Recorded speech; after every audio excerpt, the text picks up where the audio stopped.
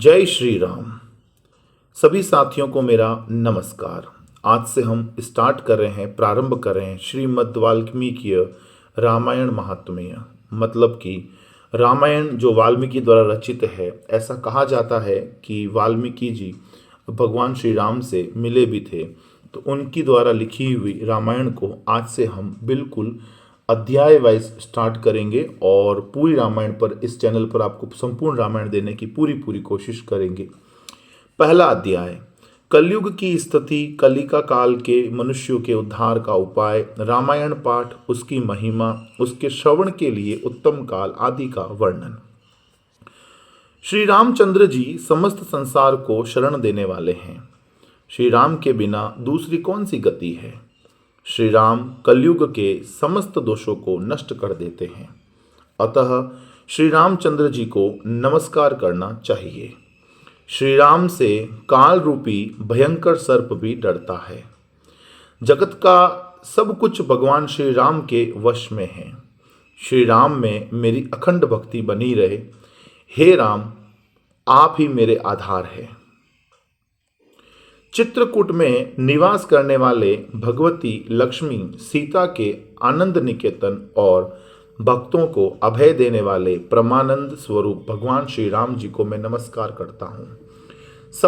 संपूर्ण जगत के अभिष्ट मनोरथकों को सिद्ध करने वाले अथवा सृष्टि पालन एवं संहार के द्वारा जगत की व्यवहारिक सत्ता को सिद्ध करने वाले ब्रह्मा विष्णु और महेश आदि देवता जिनके अभिन्न अंश मात्र है, उन परम विशुद्ध सच्चिदानंदमय परमात्मा देव श्री रामचंद्र जी को मैं नमस्कार करता हूँ तथा उन्हीं के भजन चिंतन में मन लगाता हूँ। ऋषियों ने कहा, भगवान आप विद्वान हैं, ज्ञानी हैं। हमने जो कुछ पूछा था वह सब आपने हमें भली भांति बताया है। संसार बंधन में बंधे हुए जीवों के दुख बहुत है। इस संसार बंधन का उच्छेद करने वाला कौन है। आपने कहा है कि कलयुग में वेदोक्त मार्ग नष्ट हो जाएंगे। अधर्म परायण पुरुषों को प्राप्त होने वाली यातनाओं का भी आपने वर्णन किया है। घोर कलयुग आने पर जब वेदोक्त मार्ग लुप्त हो जाएंगे, उस समय पाखंड फैल जाएगा। यह बात प्रसिद्ध है, प्राय सभी लोगों ने ऐसी बात कही है। कलयुग के सभी लोग कामदेव, काम वेदना से पीड़ित नाटे शरीर के और लोभी होंगे तथा धर्म और ईश्वर का आश्रय छोड़कर आपस में एक दूसरे पर ही निर्भर रहने वाले होंगे। प्राय सब लोग थोड़ी आयु और अधिक संतान वाले होंगे। उस युग की स्त्रियां अपने ही शरीर के पोषण में तत्पर और वैश्याओं के समान आचरण में प्रवृत्त होगी। वे अपने पति की आज्ञा का अनादर करके सदा दूसरों के घर जाया आया करेगी। दुराचारी पुरुषों से मिलने की सदैव अभिलाषा रहेगी। उत्तम कुल की स्त्रियां भी पर पुरुषों के निकट ओछी बातें करने वाली होगी, कठोर और असत्य बोलेगी तथा शरीर को शुद्ध और सुसंस्कृत बनाए रखने के सद्गुणों से वंचित होगी। कलयुग में अधिकांश स्त्रियां वाचाल यानी कि व्यर्थ बकवास करने वाली होगी। भिक्षा से जीवन निर्वाह करने वाले सन्यासी भी मित्र आदि के स्नेह संबंध में बंधे रहने वाले होंगे। वे भोजन के लिए चिंतित होने के कारण लोभवश शिष्यों का संग्रहण करेंगे। स्त्रियां दोनों हाथों से सिर खुजलाती हुई गृहपति की आज्ञा का जानबूझकर उल्लंघन करेगी। जब ब्राह्मण पाखंडी लोगों के साथ रहकर पाखंडपूर्ण बातें करने लगे, तब जानना चाहिए कि कलयुग खूब बढ़ गया है। ब्राह्मण, इस प्रकार घोर कलयुग आने पर सदा पाप परायण रहने के कारण जिनका अंतःकरण शुद्ध नहीं हो सकेगा, उन लोगों की मुक्ति कैसे होगी।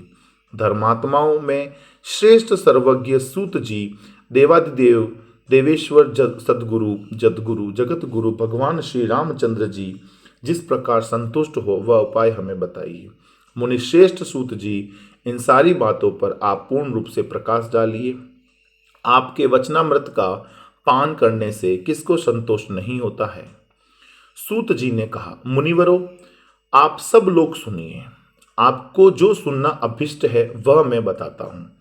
महात्मा नारद जी ने सनत कुमार को जिस रामायण नामक महाकाव्य का गान सुनाया था, वह समस्त पापों का नाश और दुष्ट ग्रहों की बाधा का निवारण करने वाला है। वह संपूर्ण वेदार्थों की सम्मति के अनुकूल है। उससे समस्त दुख स्वप्नों का नाश हो जाता है। वह धन्यवाद के योग्य तथा भोग और मोक्ष रूप फल प्रदान करने वाला है। उसमें भगवान श्री रामचंद्र जी की लीला कथा का वर्णन है। वह काव्य अपने पाठक और श्रोताओं के लिए समस्त कल्याणमयी सिद्धियों को देने वाला है। धर्म, अर्थ, काम और मोक्ष इन चारों पुरुषार्थों का साधक है। महान फल देने वाला है। यह अपूर्व काव्य पुण्यमय फल प्रदान करने की शक्ति रखता है। आप लोग एकाग्रचित होकर इसे श्रवण करें। महान पातकों अथवा संपूर्ण उपपादकों से युक्त मनुष्य भी उस ऋषि प्रणीत दिव्य काव्य का श्रवण करने से शुद्धि अथवा सिद्धि प्राप्त कर लेता है। संपूर्ण जगत के हित साधन में लगे रहने वाले जो मनुष्य सदा रामायण के अनुसार बर्ताव करते हैं, वे ही संपूर्ण शास्त्रों के मर्मकों को समझने वाले और कृतार्थ हैं।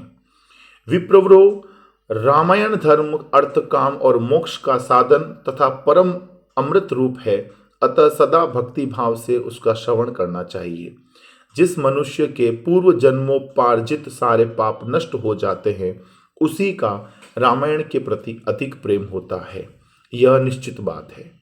जो पाप के बंधन में जकड़ा हुआ है, वह रामायण की कथा आरंभ होने पर उसकी अवहेलना करके दूसरी निम्न कोटि की बातों में फंस जाता है। उस असदंतनाथ गाथाओं में अपनी बुद्धि के आसक्त होने के कारण वह तदनुरूप ही बर्ताव करने लगता है। इसलिए द्विजेंद्र गण, आप लोग रामायण नामक परम पुण्यदायक उत्तम काव्य का श्रवण करें, जिसके सुनने से जन्म, जरा और मृत्यु के भय का नाश हो जाता है तथा श्रवण करने वाला मनुष्य पाप दोष से रहित हो अच्युत स्वरूप हो जाता है। रामायण काव्य अत्यंत उत्तम, वर्णीय और मनोवांछित वर देने वाला है। वह उसका पाठ और श्रवण करने वाले समस्त जगत को शीघ्र ही संसार सागर से पार कर देता है।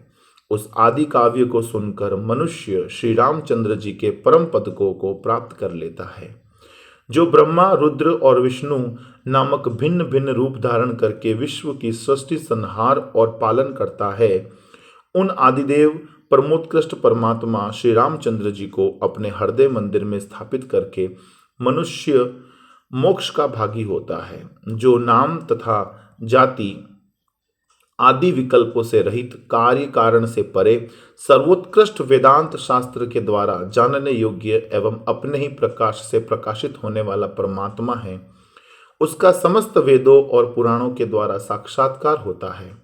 इस रामायण के अनुशीलन से भी उसी की प्राप्ति होती है। विप्रवरो, कार्तिक, माघ और चैत्र मास के शुक्ल पक्ष में 9 दिनों में रामायण की अमृतमय कथा का श्रवण करना चाहिए। जो इस प्रकार श्री रामचंद्र जी के मंगलमय चरित्र का श्रवण करता है, वह इस लोक और परम लोक में भी अपनी समस्त उत्तम कामनाओं को प्राप्त कर लेता है। वह सब पापों से मुक्त हो अपनी 21 पीढ़ियों के साथ श्री रामचंद्र जी के उस परम धाम में चला जाता है, जहां जाकर मनुष्य को कभी शोक नहीं करना पड़ता है। चैत्र, माघ और कार्तिकेय के शुक्ल पक्ष में परम पुण्यमय रामायण कथा का नवाह पारायण करना चाहिए तथा 9 दिनों तक इसे प्रयत्न पूर्वक सुनना चाहिए। रामायण आदि काव्य है। यह स्वर्ग और मोक्ष देने वाला है। अतः संपूर्ण धर्मों से रहित घोर कलयुग आने पर 9 दिनों में रामायण की अमृतमयी कथा को श्रवण करना चाहिए। ब्राह्मणों, जो लोग भयंकर कलिकाल में श्री राम नाम का आश्रय लेते हैं, वे ही कृतार्थ होते हैं। कलयुग उन्हें बाधा नहीं पहुंचाता। जिस घर में प्रतिदिन रामायण की कथा होती है, वह तीर्थ रूप हो जाता है। वहां जाने से दुष्टों के पापों का नाश होता है। तपोधनों, इस शरीर में तभी तक पाप रहते हैं जब तक मनुष्य श्री रामायण कथा का भली भांति श्रवण नहीं करता। संसार में श्री रामायण की कथा परम दुर्लभ है। जब करोड़ों जन्मों के पुण्यों का उदय होता है, तभी उसकी प्राप्ति होती है।